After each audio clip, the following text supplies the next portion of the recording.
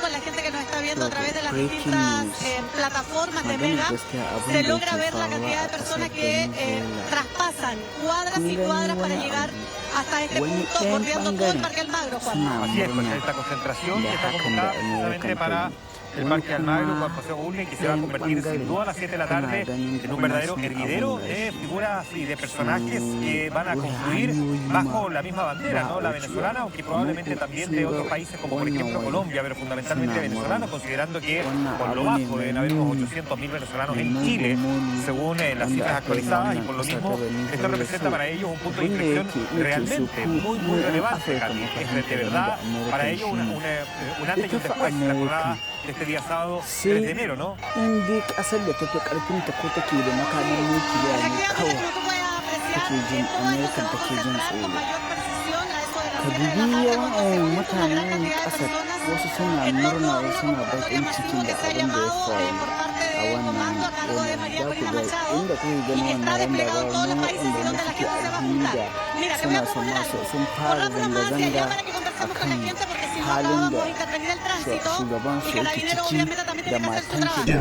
There's some bombs being Well, there's a meeting on Saturday. We'll see whether or not we attend the meeting. We said we'll attend the meeting if we think there's a good chance. If they want me to attend, they want us to attend. And we'll be attending the meeting on Saturday in Europe if we think there's a good chance, and we don't want to waste a lot of time. We think it's negative. We want it to get settled. We want to save a lot of lives.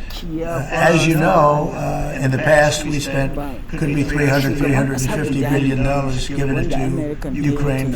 We got nothing in return, but we gave it to Ukraine. I ended up getting rare earth in return, even though I didn't spend money. And we are now selling weapons to NATO. We're not selling it to Ukraine. We're selling weapons.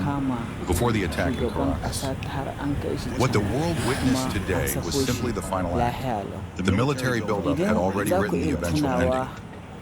American ce take kama shugabannin Larabawan nan take musu azaba har na ransu har na ƙarshen ransu. Donald Trump has pulled the trigger. After months of build-up, after months of isolated airstrikes, the U.S. president has toppled Venezuela's Nicolas Maduro. The U.S. military captured Maduro and his wife today. They were picked up from Caracas, which is the capital of Venezuela. They will now stand trial in the United States of America. It's an attack that has sent shockwaves across Latin America. But intense attack, sort of like a smash and grab. First, let's look at how the day unfolded. Explosions were heard at around 2 a.m. in Caracas. Plumes of smoke began rising. Two main targets were hit in the Venezuelan capital. One was La Carlota, which is an airfield. The other was Fuerte Tiuna, which is the city's main military base. Take a look at this. Shugaban hukuntanin shugaba ne na Larabawa wanda Amerika ita ma ta kama waɗanda sojojin Amerika ne da suka kama shi ne sa yanzu mutane shi ne sa in ta irin in ta gane kai ɗan leƙen asiri ne kai in ta kama ka ba ta yi ma da sauki kuma abin da ya faru da wannan shugaban ƙasar na Venezuela yan leƙen asiri kusa da shi suke the official list of targets yet, but Venezuela's ally Colombia did publish a list. They say the following sites were also hit.